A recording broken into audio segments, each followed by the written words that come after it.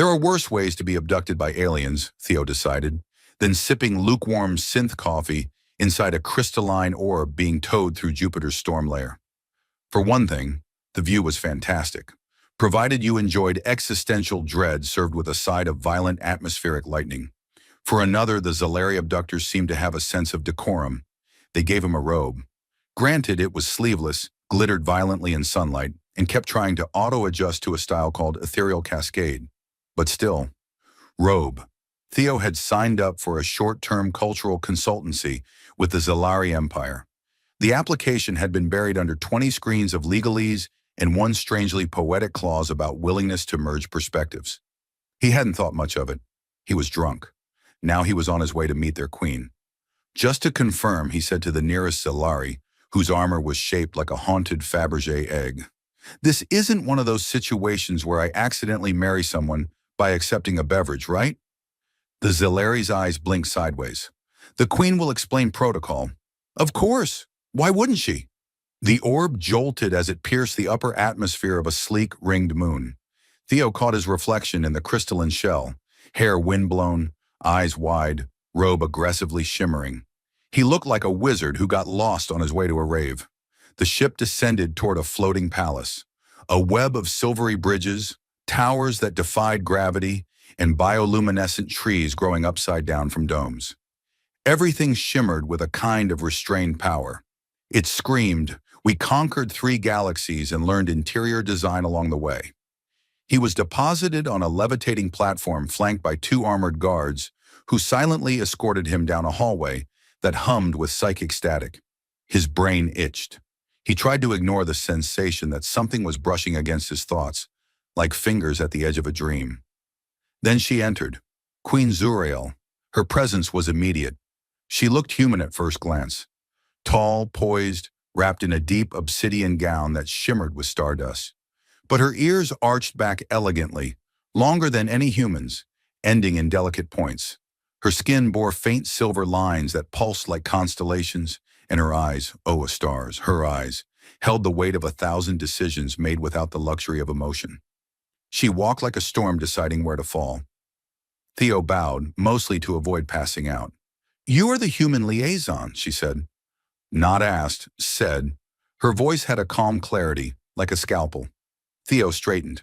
"Yes, Dr. Theo Merrick. I come in peace. And coffee. I bring coffee." She tilted her head. "Is this a form of weapon?"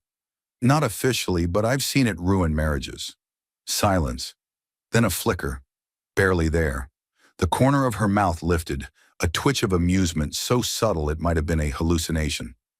"You may present your offering." Theo pulled a crumpled silver packet from his satchel and handed it over like it was the crown jewels. "Freeze-dried earth roast. It tastes like existential anxiety and late-night thesis revisions." She examined it like she might examine a fossilized weapon. Then she turned. "Walk with me." He did. The corridor shifted as they moved, adapting to their footsteps with a fluid intelligence. Walls pulsed softly, echoing their heartbeats. Theo found himself sweating in places he didn't know had sweat glands. "I have read your file," Zuriel said, glancing at him sideways.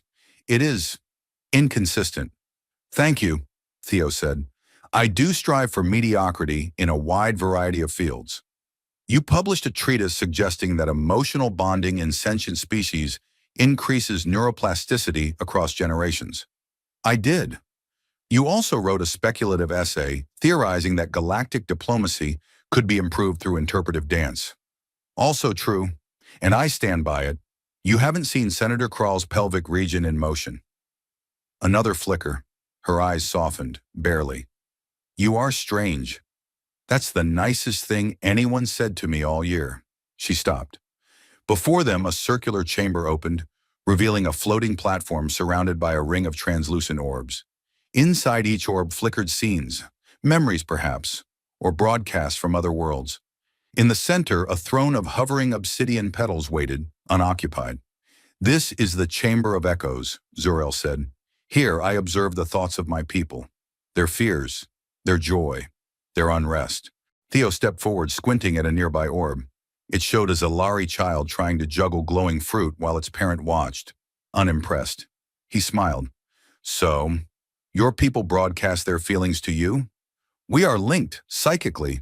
It is how I maintain unity. And how are they feeling right now? She paused, her eyes focused on a distant orb, where Zalari workers were throwing what looked like glowing noodles at one another while screaming in unison. Unsettled, she admitted. Theo watched her carefully. For all her poise, there was something taut about her posture, like she was holding something together with threads of willpower. He wondered how often she slept, if she slept, or if queens just shut off in stasis chambers like polite space vampires. You don't have to do it alone, you know, he said before his brain could stop his mouth. Hold the galaxy together. She turned to him slowly. I have always done it alone. Well, he said, if you ever need someone to stand beside you looking confused and underqualified, I'm available. She blinked. Then, astonishingly, she let out a single breath that might have been a laugh, or a sigh, or both. We will see. The moment lingered. Theo felt the gravity shift, not literally, but in that way that happens when someone starts to see you not as a role, but as a person. Then an orb flickered violently. Images of riots, chaos, a Zalari city collapsing inward like a dying star. Zuriel's expression hardened. She raised a hand and the orb dimmed. Trouble? He asked, already knowing the answer. Dissonance, she said. A fracture in the hive. Something is wrong. Theo adjusted his robe, which had just entered a mode called Celestial Cascade, and now looked like it wanted to go clubbing. Great. Nothing says first day on the job like interstellar psychic collapse. Zuriel turned away. You may be more useful than I thought. Most people assume I peaked in grad school. You may still. He followed her through the pulsing corridor, heart pounding. He wasn't sure where this was going, but something told him he was no longer just a consultant. Something had shifted, and deep down behind all the banter and caffeine and cosmic fashion mishaps, he knew one thing for certain. The Queen was afraid. Theo awoke to the dulcet tones of an alien oboe shrieking directly into his left ear. He sat up with a yelp, tangling himself in a bedspread made of something that felt like liquid silk in mild disappointment. The oboe stopped abruptly. A drone hovered nearby, its 6 spindly legs folded in what Theo suspected was a bow. It dropped a small sphere onto the floor and projected a hologram of a cheerful, fanged creature wearing a sash labeled Morning Orientation Buddy. Congratulations, Terran Theomeric, it chirped. You have survived your first night in the Royal Sanctum. The odds were 87-13 against. Theo squinted. Was that an actual death statistic? Statistical humor module engaged, the drone responded. Please proceed to the Hall of Binding for your mandatory loyalty calibration. 5 minutes later, Theo was fully dressed in what could only be described as an aggressive bathrobe. It shimmered with a swirling galaxy motif and actively resisted pants. Every few seconds, it emitted a soft chime, like a musical shrug. A pair of guards escorted him through the palace, this time with slightly less suspicion and slightly more exasperation. Along the way, Theo passed creatures of every shape and strangeness, each greeting him with a nod, a blink, or a burst of interpretive pheromones. He nodded back, occasionally sneezing. When they reached the Hall of Binding, Theo found Queen Zuriel seated cross-legged on a cushion that levitated 6 inches above a glass platform. Her eyes were closed, her hair falling like a curtain of black starlight down her back. Beside her hovered 3 silver discs, each humming at a different frequency. You are late, she said without opening her eyes. Sorry, Theo said. I was trapped in a robe-related negotiation. She opened one eye. Did you lose? I don't want to talk about it. She gestured toward the opposite cushion. Theo sat gingerly. The cushion adjusted to his spine with unsettling intelligence. This is not a ceremony, she said. It is a synchronization exercise. The hive is disturbed. We must stabilize its emotional field. Theo frowned. And you want me to help with that? You are emotionally unfiltered. Your thoughts do not layer. You broadcast at full volume. Is that a compliment or an insult? Yes. One of the discs emitted a low tone. Zuriel placed her hands on her knees. Clear your mind. That may be physically impossible. Attempt it. Theo closed his eyes. He tried to think of nothing. Instead, he thought of socks. Then taxes. Then the time he accidentally insulted a sentient coral by comparing it to a pastry. His brain, like a stubborn radio, refused to find silence. Your chaos is impressive, Zuriel murmured. Focus on one memory. He thought of his childhood telescope. Rusty, slightly tilted, pointed at stars that didn't know his name. A gentle warmth spread through the air between them. Zuriel's voice softened. Good, now amplify it. I don't know how. Then pretend. You humans excel at pretending. He laughed. We call it optimism. The diss hummed louder. A surge passed between them. Not physical, but felt, like a bridge built from memory and awkward sincerity. Zuriel inhaled sharply. One of the floating orbs above them flickered into existence, showing a Zalari market in chaos. Shouting, confusion, fear. She grimaced. The dissonance grows.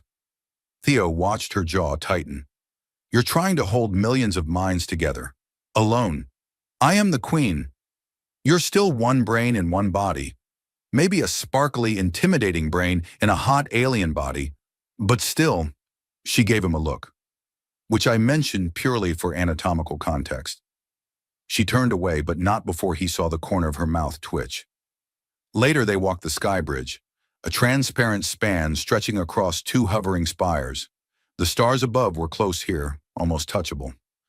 Zuriel paced in silence, her thoughts clearly elsewhere. Theo broke it. So, hive malfunction, is this like psychic Wi-Fi lag?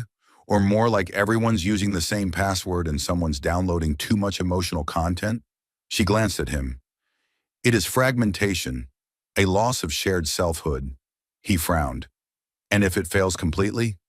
The Zalari will become isolated, alone. They will panic. They will tear themselves apart. Yikes! Indeed. They stopped at a crystalline railing. Zuriel leaned against it, her long ears catching starlight. Theo stood beside her, awkward but present. She didn't look at him when she spoke. When I was chosen, I believed I could carry the weight. My mind was strong, resilient. He hesitated. And now, I am not broken, she said quickly, too quickly. I didn't say you were. She turned to him then. Her eyes held galaxies, but behind them was a kind of ache Theo recognized. The same look he saw in exhausted professors and lonely astronauts. The kind that whispered, someone else should have come instead of me. Before he could speak, a shrill chime cut through the air. A drone approached, its lights flashing red. High Queen, it buzzed. Unauthorized fluctuation in the mind core. A node on Delta 4 has gone silent. Zuriel straightened. Her expression hardened into something cold and precise.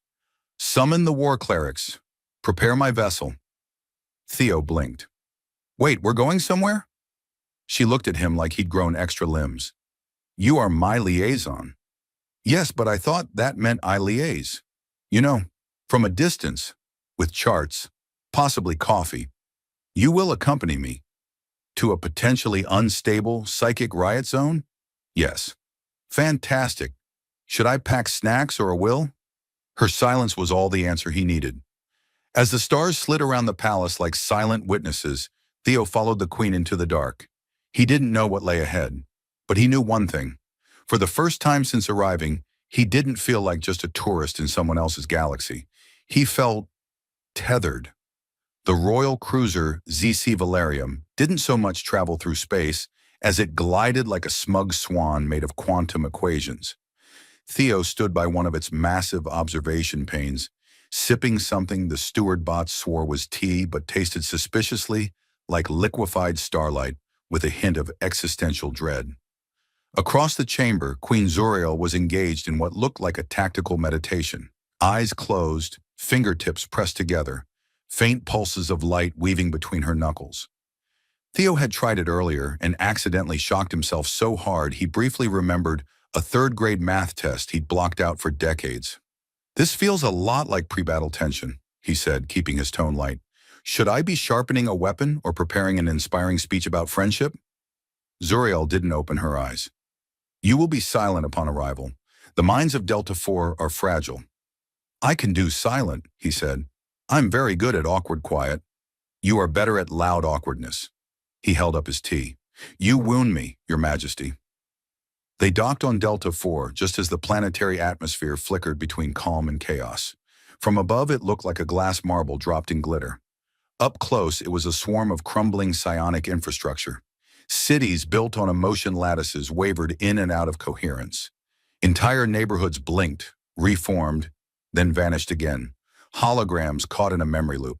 Theo's boots hit the landing pad with a squelch. The ground was soft, too soft, like it was second-guessing its own solidity.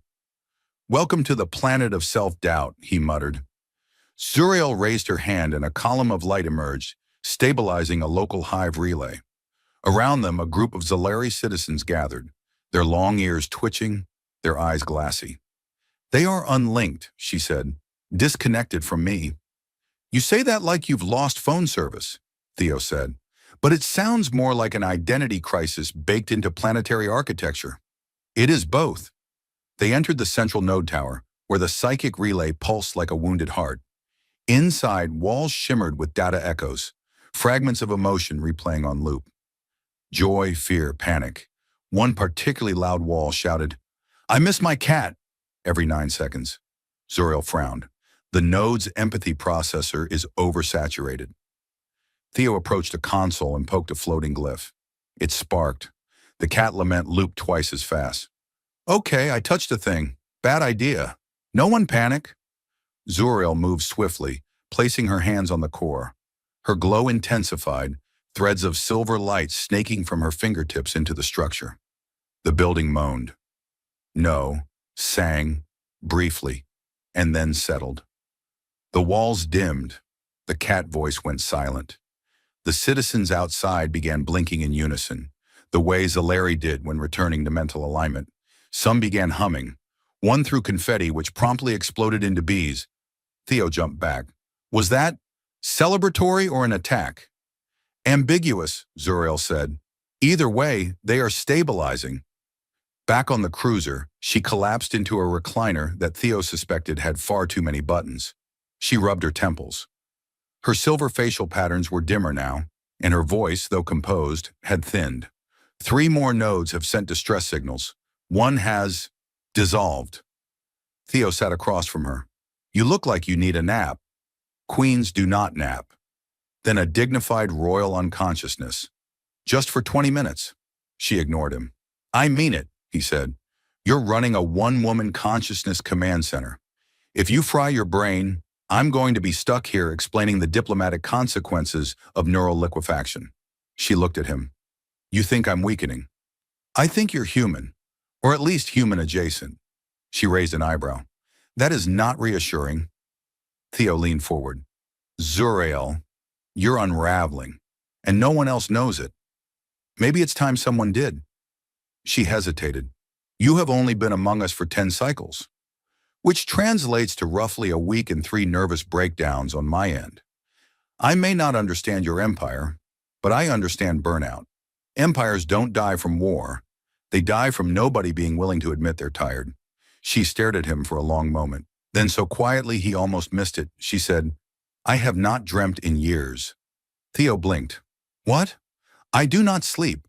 Not as you do. I enter a rest state, but it is empty. I used to dream of oceans, of starlight, of things that do not belong to duty. And now, silence." The ship hummed around them.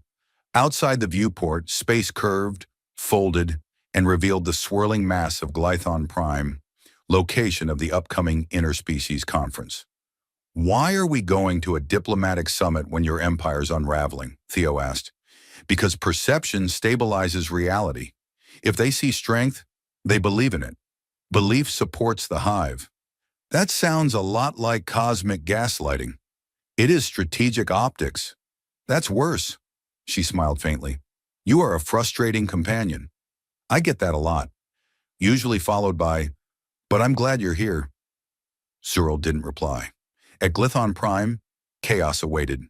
The delegates ranged from humanoids to sentient fog. Theo accidentally introduced himself to a carnivorous plant ambassador by offering it chewing gum. It tried to absorb his hand.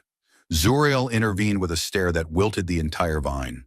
During the summit, Zuriel gave speeches that were clinical, poised and painfully rehearsed. Theo watched her from the wings, noting the way she touched her temple every few minutes. Her link was failing. Her eyes dimmed in places they used to burn. After a tense session with the Terran Coalition, who suggested the Zelari consider transitional leadership options, Zuriel stormed into the diplomatic garden, where Theo found her standing beside a fountain that emitted pleasant sighs. "They believe I am no longer capable," she said. "They're wrong," he said. "But even if they weren't, so what? I am the spine of the hive. You're more than that. You're a person." She turned. "Would you say that if I weren't a queen?" "I'd probably be saying something stupider." Silence stretched between them. Then, so soft it could have been a thought, she said, "I do not want to be alone." Theo stepped beside her. "Then don't be." She didn't reply, but she didn't walk away either. The fountain sighed again. This time it sounded suspiciously like it approved. Theo had developed a theory. When reality started flickering like a faulty projection, it was either a sign of cosmic instability or he was about to have another growth opportunity. Unfortunately, the walls of the Glython Prime Summit Hall were now shifting in and out of phase, and no one else seemed to notice. Except Zuriel. She stood unnaturally still, fingers twitching at her side, the subtle glow in her cheek patterns strobing erratically. Around them, delegates continued arguing about trade agreements and shared wormhole access, like the universe wasn't hiccuping. "You're glitching," Theo whispered. Zuriel didn't look at him. "I am aware. Do you need a reboot?" "This is not a software issue." Theo leaned closer. "Just saying, if you start spouting binary or float 6 inches above the ground, I'm hitting the emergency snack button." "There is no emergency snack button." He gestured to the control console. "That's a failure of diplomacy." Before she could retort, a low tremor rippled through the air. The wall nearest to them blinked, once, twice, and then peeled open like a mouth. A pulse of raw psychic energy washed over the room, and suddenly half the delegates dropped their discussion notes and began reciting childhood memories in perfect unison. "Okay," Theo said. "That's new." Zuriel stepped forward. "The hive is breaking through." A floating platform materialized from the ceiling. A projection flickered above it, shifting, unstable, vaguely humanoid and entirely wrong. It spoke in 6 voices at once, all belonging to someone who had almost remembered how to be sane. "You left us," it rasped. "You cut the thread." Zuriel's voice was steady. "I severed a corrupted line. You were contaminating the whole." "We were you." Theo slowly backed toward the wall. "Zuriel, not to interrupt your haunted psychic showdown, but if that thing tries to download itself into my brain, I'm going to start screaming and never stop." She raised a hand and the air pulsed. The projection twitched. "You have no authority here," she said. "We have your fear," it replied. The room plunged into silence. Then from somewhere behind the throne dais, a panicked Zelari delegate shouted, "I just remembered my 8th birthday and I hated the cake." Several others joined in, offering unsolicited trauma. Someone wept over a childhood balloon. Another declared they'd never liked symphonic tentacle music. It became clear the entire hall was being overwhelmed by a psychic emotion dump. Theo grabbed a chair and held it like a shield. "This is not how diplomacy is supposed to go." Zuriel turned to him. "I need to enter the core." "I'm sorry, what now?" "The mind core, the base consciousness of the hive. I must isolate the infection." "Okay, sounds safe. Definitely no risk of psychic collapse or accidental omniscience." "I need you to anchor me." He blinked. "You mean metaphorically, or are we doing a soul link ceremony? Because I didn't pack my ceremonial shoes." She reached into her sleeve and produced a thin silver band. "Place this at the center of your chest." "Oh great, jewelry. That never goes wrong in ancient alien rituals." Theo took the band and, after a moment's hesitation, pressed it to his chest. It sank in, not through his skin, but into his presence like an idea grafting itself onto his mind. Zuriel closed her eyes. The room fell away. He was somewhere else. No, everywhere else. He stood in a landscape that shifted with thought. Stars blinked into existence, then dissolved into fields of glass. Structures made of logic and pain rose around him. In the distance, a storm of voices circled a black tower. Zuriel appeared beside him, her form stable only because she believed it to be. "This is the Mine Core," she said. "Lovely place, definitely needs a visitor center." She pointed to the tower. "That is the fracture." Theo looked at it. The closer he focused, the more it screamed. Thoughts spilled from it, regret, loneliness, ancient guilt like sediment. It was beautiful in a horrifying, this should not exist sort of way.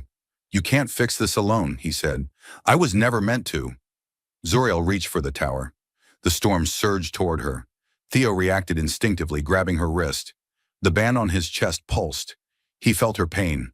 1,000 moments of silent leadership, of smiling when she wanted to collapse, of watching millions and feeling none of them actually saw her. A parade of ceremony, of silence, of shouldering fear like it was a crown. He cried out, not from pain, but from recognition. Zuriel looked at him, eyes wide. "You see me," she said. He nodded. "Took me long enough." Together they touched the fracture. It didn't explode. It breathed. For a moment the hive felt them, not just as queen and advisor, but as two minds reaching out not to control, but to connect. The tower cracked, and from the fissure poured color. Thought, hope, confusion, laughter, a memory of a Zalari child trying to sing through its ears. And then, silence. The landscape vanished. Theo awoke lying flat on the floor of the summit chamber. A few delegates were helping each other up. Someone was trying to hug a table. Zuriel sat beside him, pale but composed. He groaned. "So, did we win?" She looked down at him. "We survived." He sat up. "I'll take it." One of the stewards approached, holding a tray. "Refreshments?" Theo grabbed a cup without question. He sipped it. It was tea. Real tea. He wept a little. Later, as they stood in the docking bay preparing to leave, Zuriel spoke without looking at him. "You anchored me." "You needed anchoring," he said. "Everyone does eventually." She glanced at him. "I was taught to need nothing." "That," he said, "was a bad lesson." They boarded the cruiser together. For the first time, she didn't walk 3 steps ahead. She walked beside him. The ship's landing gears let out a dignified groan as the cruiser touched down on Earth's diplomatic zone, Sector Theta, which had all the aesthetic appeal of a tax office built by sentient concrete. Theo adjusted his collar and tried to ignore the sensation that he was being watched by at least 17 high-resolution security drones. They were here for a ceremonial debrief with the Terran Coalition. That was the official reason. The unofficial reason? Theo had been listed in 3 different galactic news feeds as the human companion emotionally entangled with the Zalari Queen. And Earth was, understandably, having a bureaucratic meltdown. Zuriel walked beside him as she had done ever since Glython Prime. No guards, no hover court, just her, radiant and quiet, in what passed for casual royal attire. A flowing garment that shimmered between black and violet, occasionally forming star charts on its surface like it was showing off. "You're sure about this?" Theo asked. "Because Earth politicians are a different breed. They'll smile while planning your assassination via subcommittee." She raised an eyebrow. "Are you attempting to dissuade me with threats or flattery?" "Both. It's efficient." Inside the council chamber, the Terran delegation rose in unison, a gesture both respectful and deeply suspicious. The lead ambassador, a woman with hair that looked legally engineered, stood behind a pulpit carved from ethical bamboo. "Queen Zuriel," she began, "your presence here is unexpected." Zuriel inclined her head. "You sent a summons. I respond." Theo gave her a sideways glance. That sounded so diplomatic, I almost clapped. Ambassador Lin folded her hands. "We've received concerns from our allies that your psychic network has become unstable, that the Queen herself may be compromised." Theo stepped forward. "She's not compromised. She's just emotionally functional." "I know. It's shocking." Lin ignored him. "And this human's role in the stabilization of the Zalari hive was essential," Zuriel interrupted. "Without him, the fracture would have consumed millions. He is not a liability. He is uniquely equipped for empathy." There was a pause. Theo gave the room his best, "please don't arrest me" smile. "Furthermore," Zuriel continued, I intend to formalize a diplomatic alliance with Earth, based not on control, but on shared vulnerability. Lynn blinked. That sounds profoundly unmilitary. Zuriel smiled. Good. Afterward, in the docking bay, Theo paced. That went well, or terribly.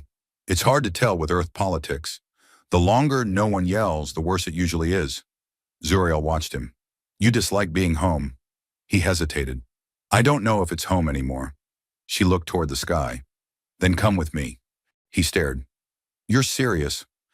I no longer require a liaison, she said, but I would choose company. He fumbled for a response. You mean like officially? With title and responsibilities and potential misunderstandings about who's dating whom? Exactly, she said.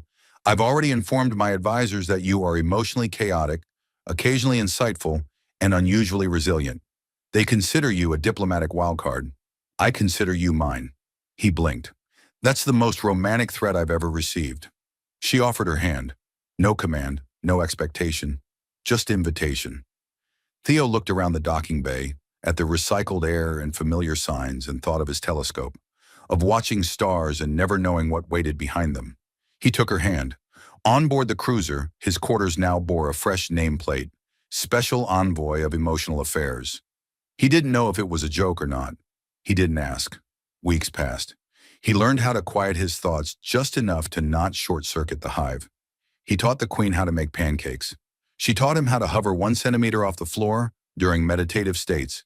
He failed, frequently. She laughed. The hive stabilized. Connection returned. But something was different now. Zuriel still felt their thoughts, but she no longer needed to absorb them. She remained the queen. But now she let herself be Zuriel too. She asked questions, made bad jokes, fell asleep beside Theo during strategy briefings with her hand still holding his. One night after a long council session involving planetary tariffs and a very angry diplomat made of fog, they sat on the balcony of the royal chamber. Zuriel stared at the stars. They seem quieter now. Theo sipped his drink. Maybe they're listening. She turned to him. Do you regret it? He shook his head. You looked into my eyes, you whispered, please don't leave me. And I didn't. Her fingers found his. We are both still here. Somewhere in the stars, a new transmission pulsed across the network. It carried no command, no directive. Only this. Connection is not weakness. And for once, the galaxy listened.